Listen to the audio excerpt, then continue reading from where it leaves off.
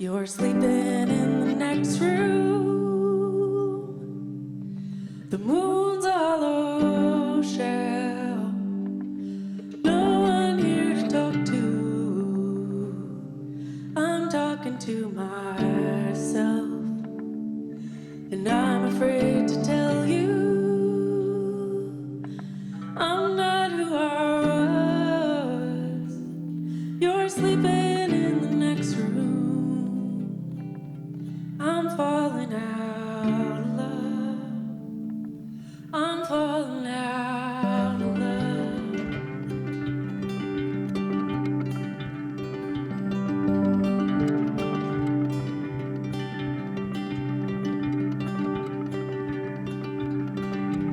Yellow tile in the little kitchen. When we moved in, barely room there for my queen bed. Didn't notice the canyon yawning in between us. Now you're sleeping in the next room. The moon's a hollow shell. No one here to talk to. I'm talking to myself. I'm afraid to tell you I'm not who I was. You're sleeping in the next room. I'm falling out of love. I'm falling out of love.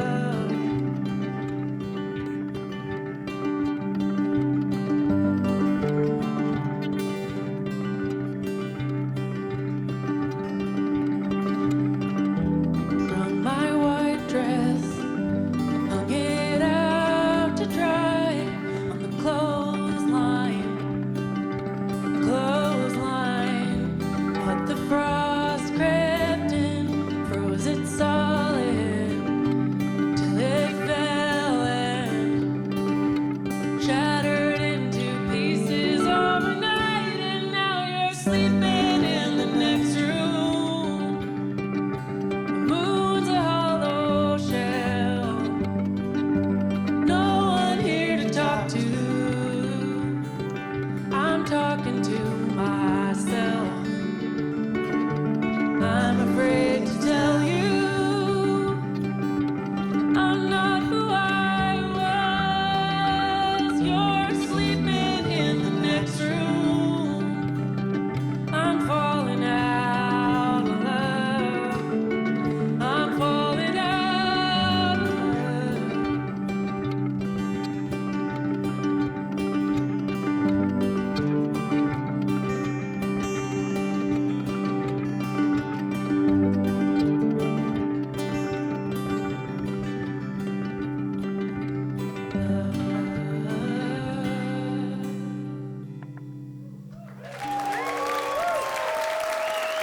Thank you.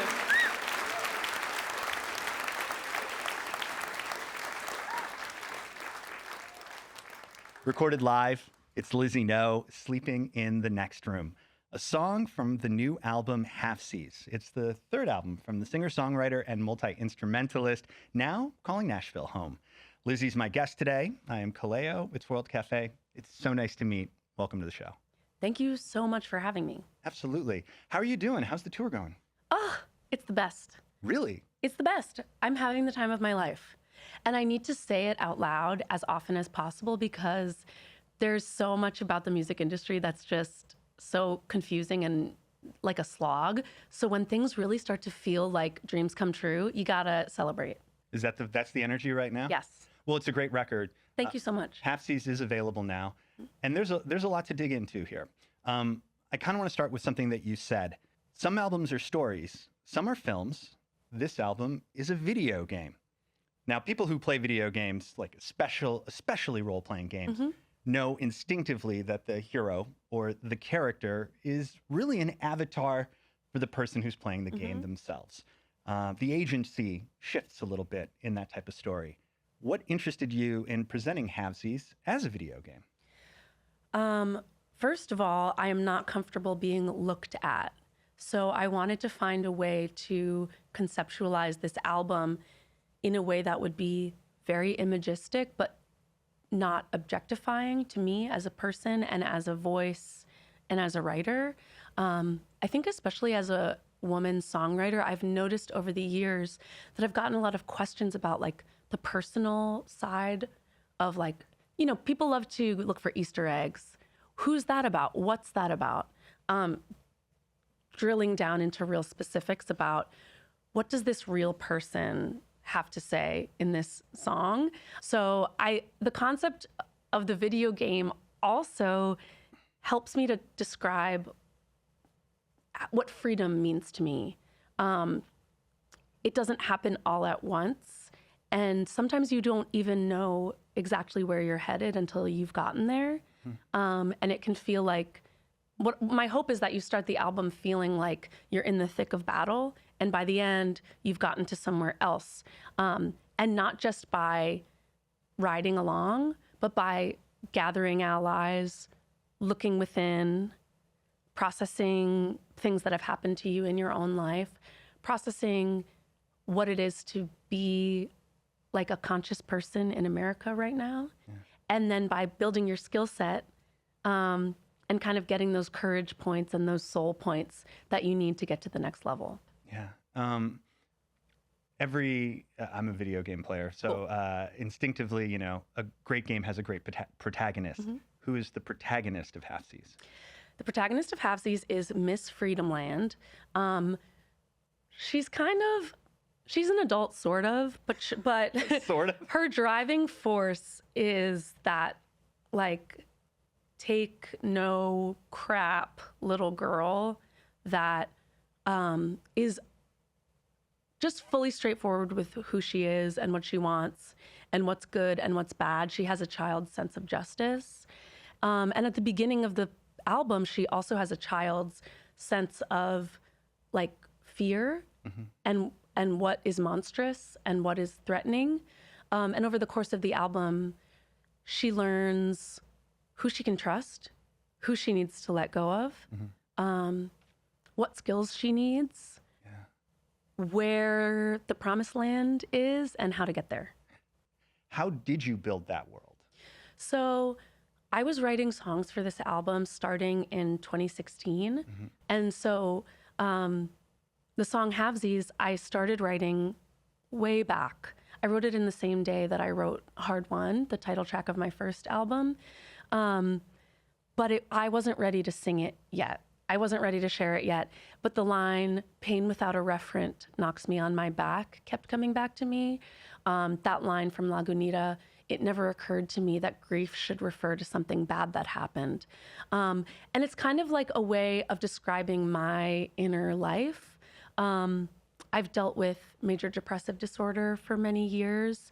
And it wasn't until I got a PTSD diagnosis that it sort of clicked that this ambient sadness and grief and mourning was connected to real events.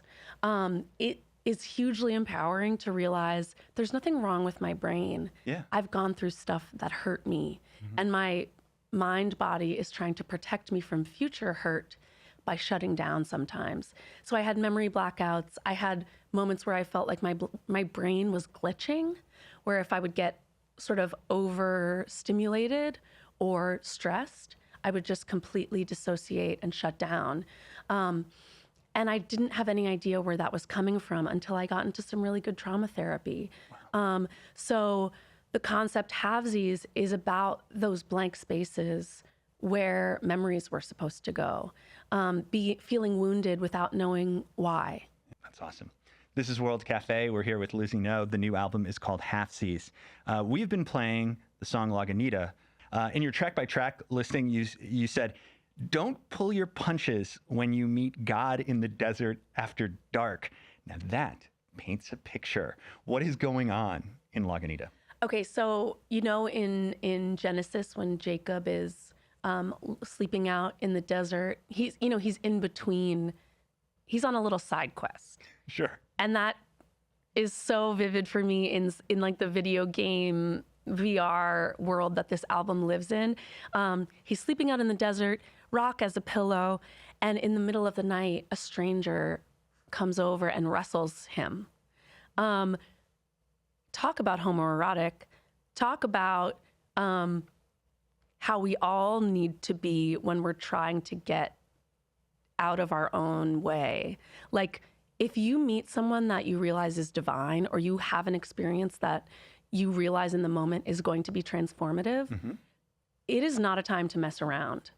You can't just passively wait for healing to come to you. And I really believe that we have to fight for our souls sometimes.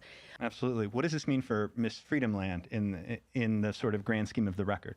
Well, so she might not be sure who the angel is. Is it a lover? Is it an antagonist? I think many of the girlies can relate to not being able to tell the difference at times. And a lot of times you have to fight your way through patriarchal violence. Yeah. And the other thing about it is that it's really poignant to me that Jacob was half asleep when this battle went down. I was assaulted when I was asleep at 21 years old. And a lot of my most traumatic moments in life come back to me in those twilight moments between sleeping and waking. So it's a really tender place, and it's a scary place sometimes. That nighttime, like, I'm vividly dreaming, I'm vividly envisioning, but I don't really feel like I have my full strength. Yeah. Let's take a listen to it. It's Lagunita from Lizzie No here on World Cafe.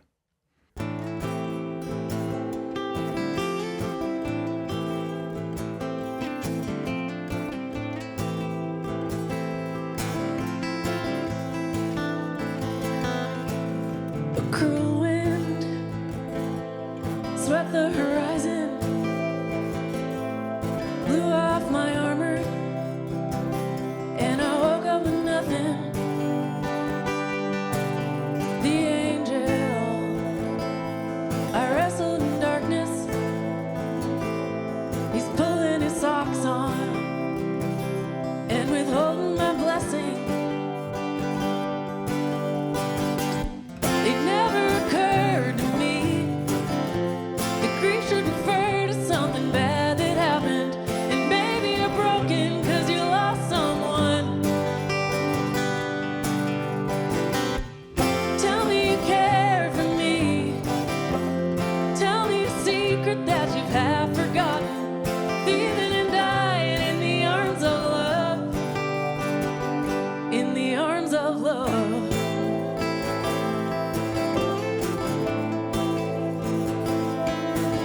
I wandered off from so many parties when I couldn't stand up to polite conversation. Then came to in the dry Lagunita, where I brushed myself off and found my way home again. It never occurred to me that grief should refer to something bad that happened. And maybe you're broken 'cause you lost someone. Tell me you care for me. Tell me a secret that you've half forgotten. Thieving and dying in the arms of love. In the arms of love.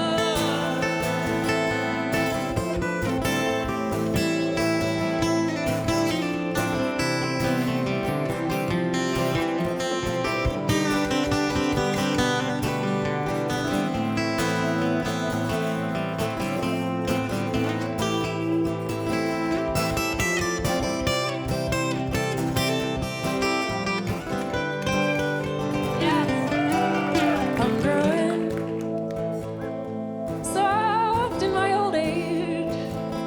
I go where I'm wanted. I leave before closing.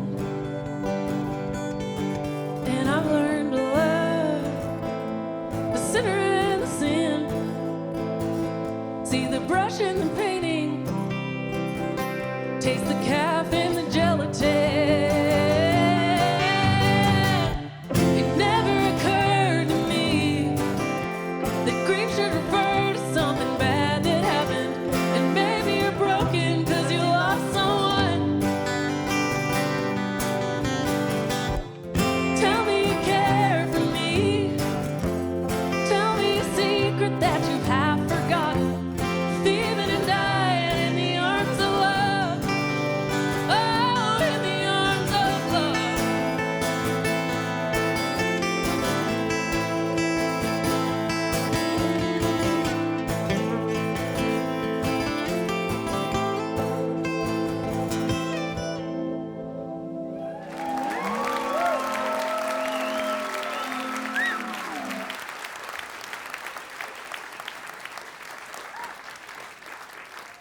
Recorded live for World Cafe, it's Lizzie No, a performance of Lagunita.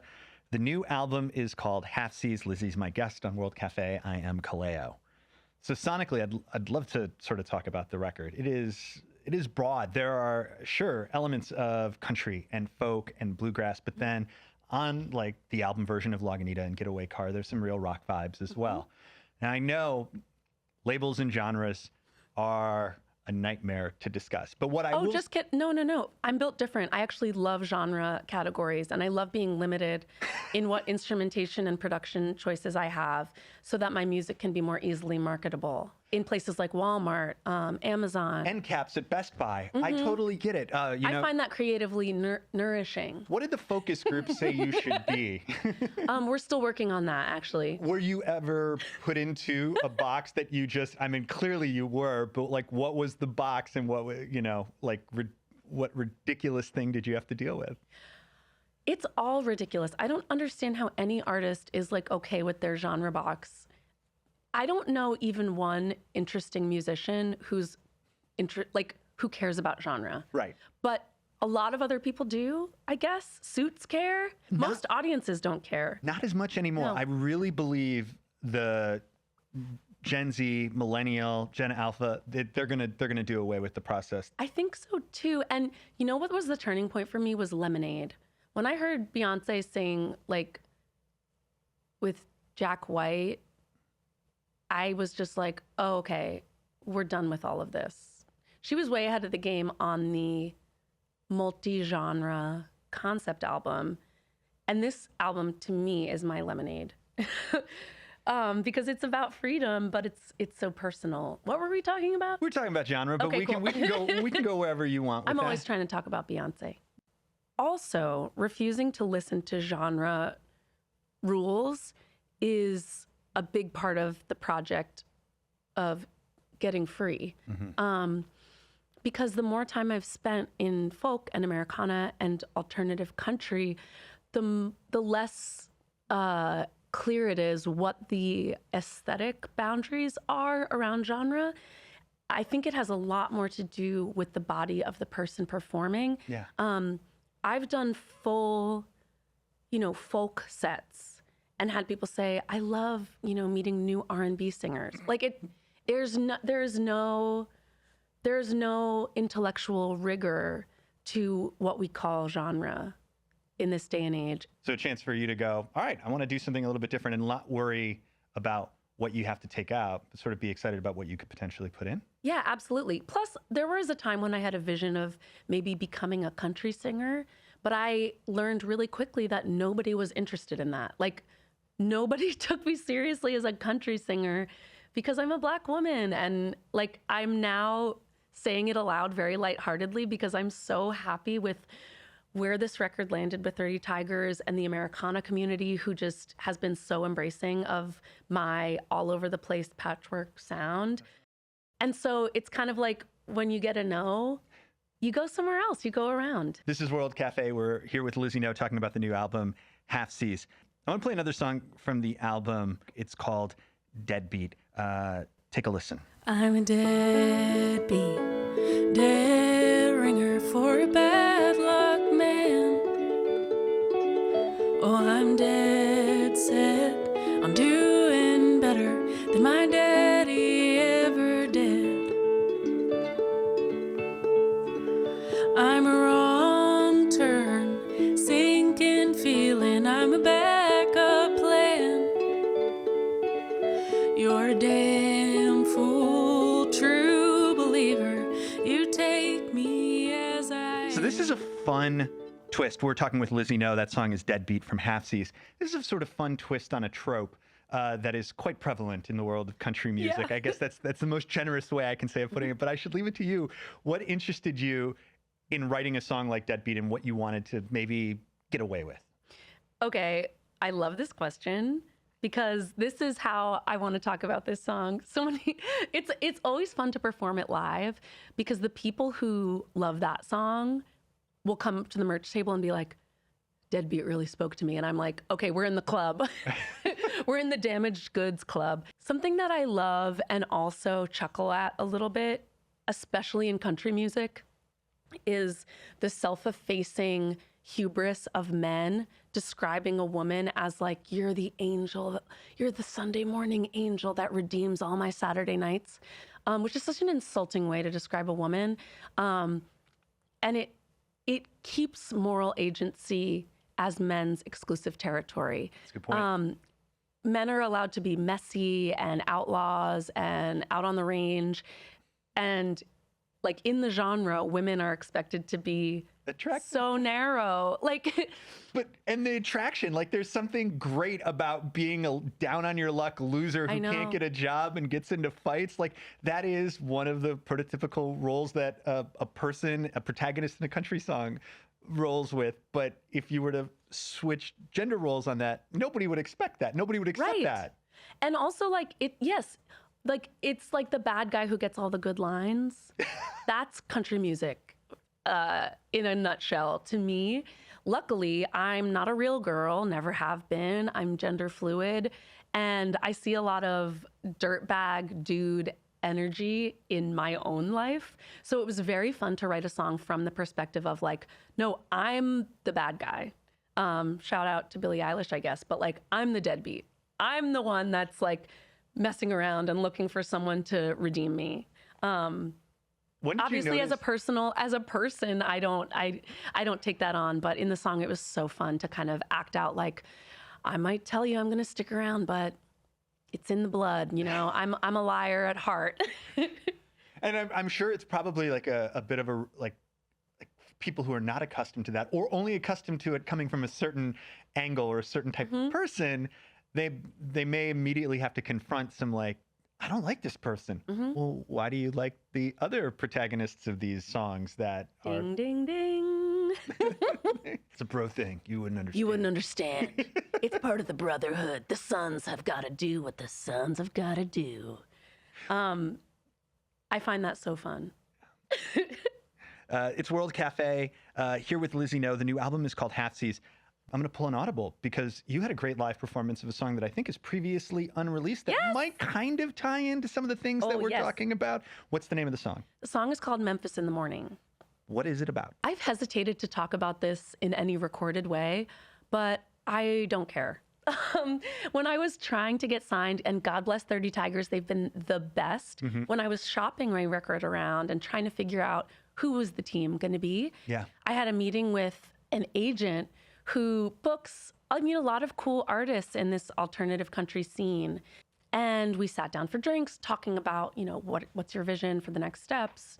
I'm sussing out, are we going to work together? Yeah. It became clear that he wasn't sussing that out. He said directly to me, like, they're never going to put you on the radio.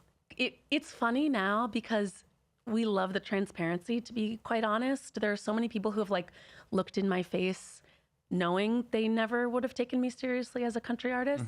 So it was actually really refreshing to hear someone in the industry say the thing out loud that I felt to be true. The quiet part, yeah. Exactly. The good thing is I don't listen. I never have. That's why I'm called Lizzie No. I don't listen. So I just went and found another agent, found another label, and I wrote this song. I mean, immediately after we had that conversation, I was like, it's so insulting to have someone say, you're never going to get recognition when you are literally pounding the pavement. You're on the road, a ton of dates on the road. You're paying for your own recordings. Like I was in the work, paying my dues, and having someone basically behind a desk tell me it's never going to be good enough. Right. So in a rage in my car, I wrote this song. So let's listen to the song on the radio. It's Lizzie No, Memphis in the Morning, here on World Cafe.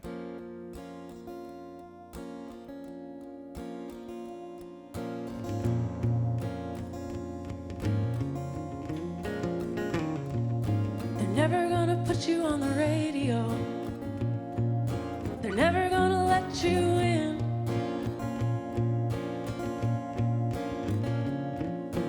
All dressed up, no place to go. Slowly unraveling.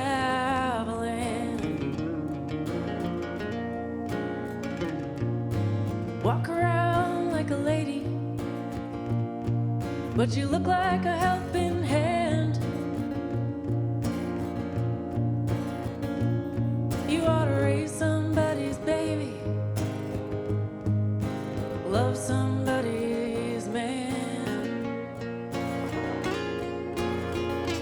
you can only pull your weight until you're broken. If it's Nashville in my way, it's Memphis in the morning. And everybody's got a little tale of woe about how they almost won. But the suits have spoken and the books are closed. They'll get you on the next one.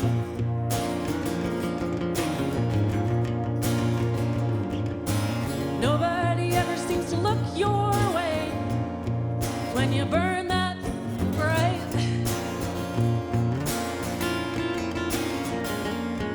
It's a pretty good living over in the shade, and you made the baby go blind.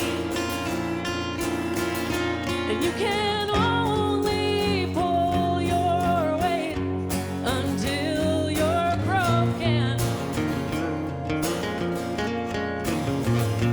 If it's Nashville in my way, it's Memphis in the morning.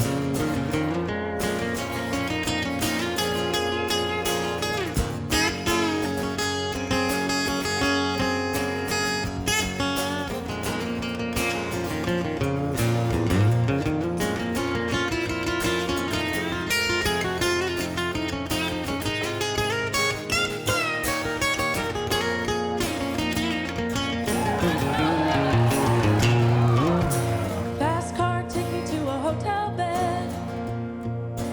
Guitars in the trunk.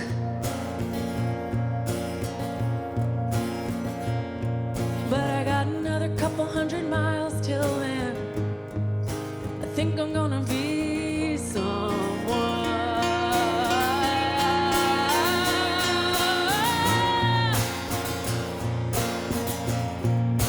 Think I'm gonna be someone.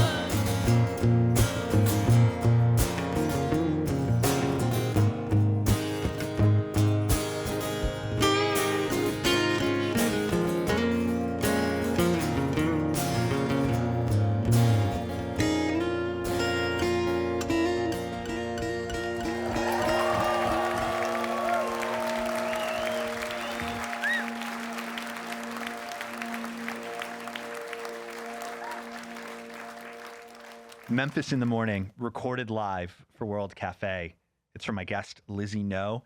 The new album is called Halfsies. It's available now. I want to pick up this conversation sort of about Black artists, queer artists, being represented in Nashville with country music.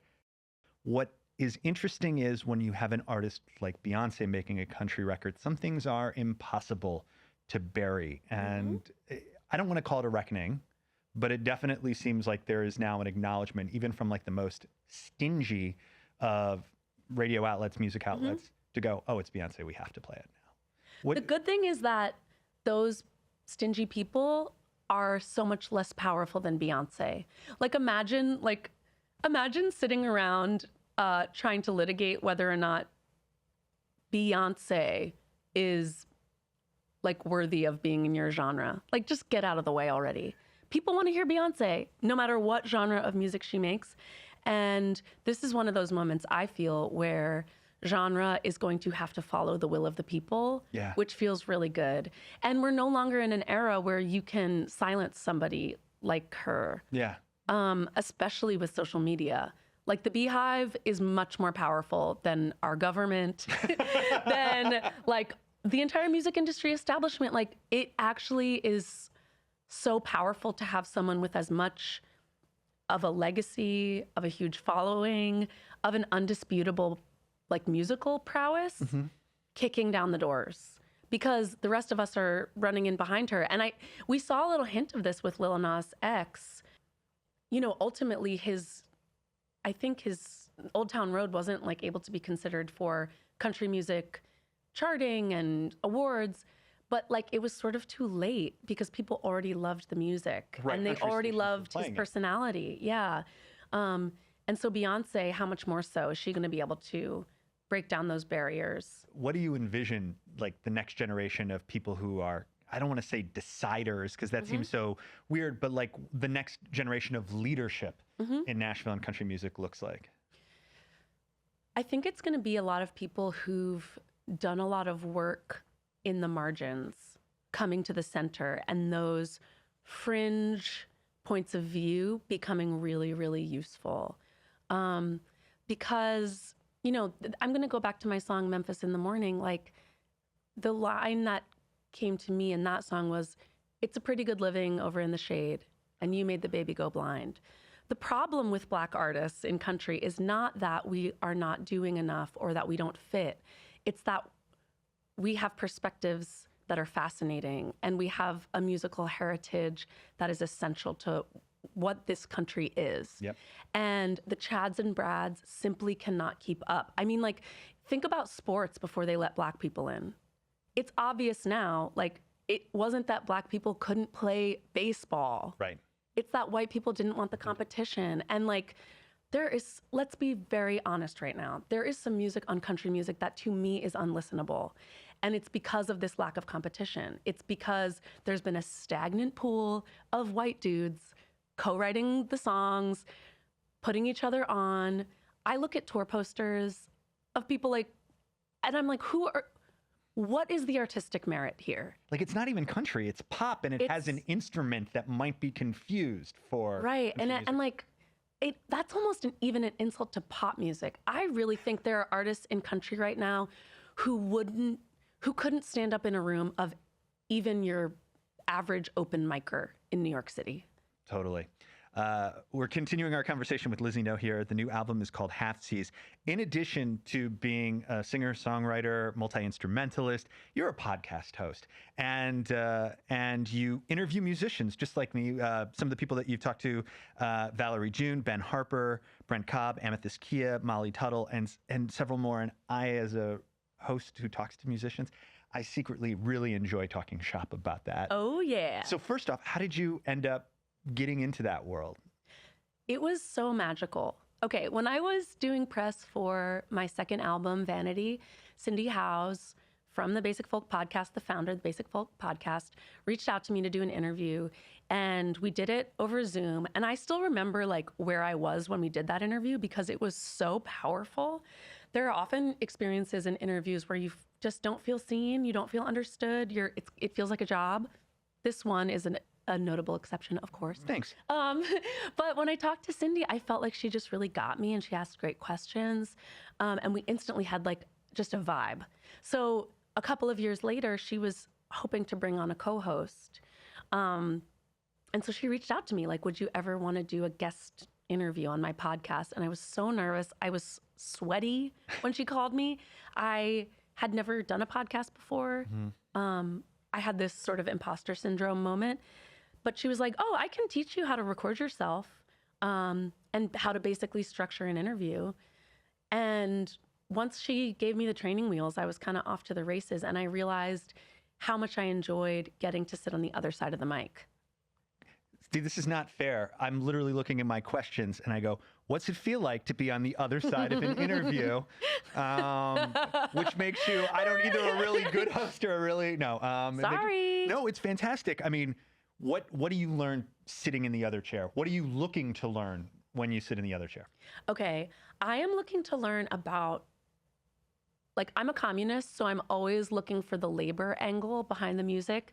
I love asking people, what was your day job when you were making that first record? Yeah. What's it like for you on the road? How do you stay healthy? I like the human interest side. I also love to nerd out musically and ask people about really specific in the weeds production choices. Like things you hear in the recording. Yes, like what kind of mic did you sing that on? Who was in the room? Did you do live takes? Did you track separately?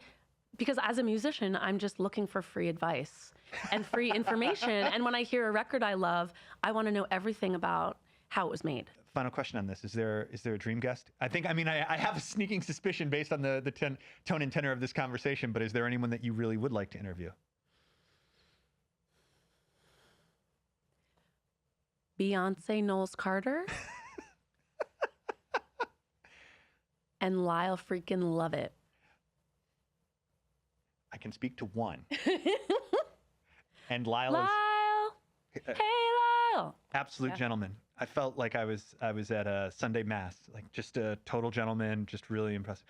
So here's the question about Beyonce that goes with Taylor Swift, because we often have this internal dialogue, which is because there is a bit of a persona and presentation that comes with that artist, it almost feels like it's an impossible task to ask someone to get someone off of that track. How would you approach that?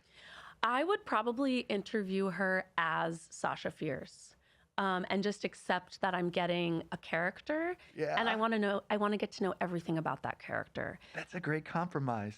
Yeah, Beyonce's been through so much. She's been famous since she was a child.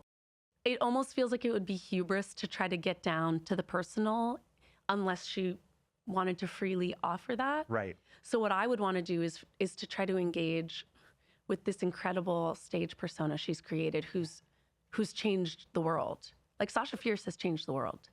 And so I'd love to interview Sasha. And who knows what kind of quirks that person has. Lizzie No is here. It's World Cafe. We have one more performance to get to. What should people know about the song that takes us to the promised land, or maybe the perception of the promised land, the song that closes the album, Babylon? That is a story song about freedom. Babylon is about reproductive justice. It's about Black kids getting to grow up to be flawed, happy, healthy adults. It is about kids in Palestine growing up to adulthood with food to eat and their families intact. It's about free people all over the world walking away from the things that have hurt us and building the world that we want to live in.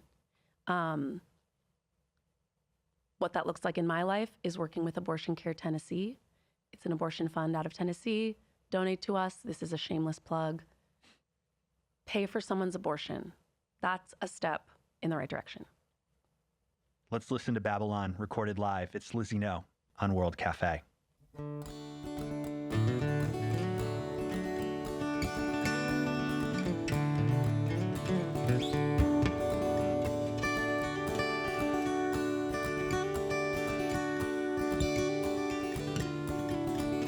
Oh, I sat down by the river, beside the one I love. We hanged our harps upon the willows in the midst thereof. Oh, in the midst thereof. We wept when we remembered the place where we came from. Our voices could not rise up singing down in Babylon. No, down in Babylon.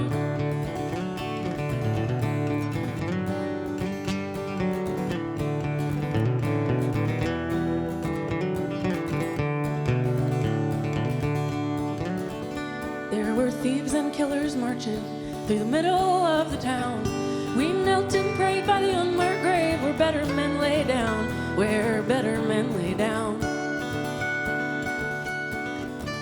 Then my love said, I'm no father, call me no man's son, but take my hand, we'll go together up from Babylon, oh, up from Babylon.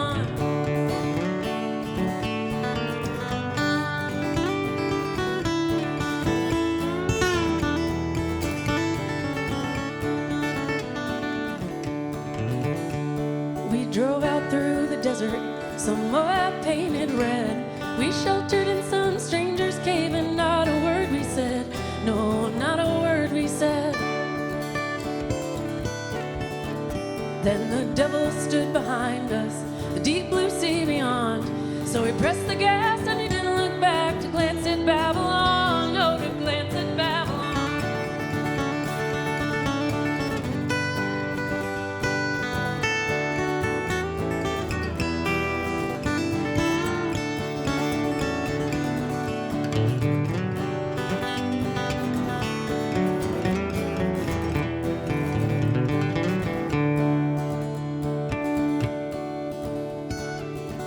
Salty water, our children sing new songs. They feel no shame and they fear no pain away from Babylon. Oh,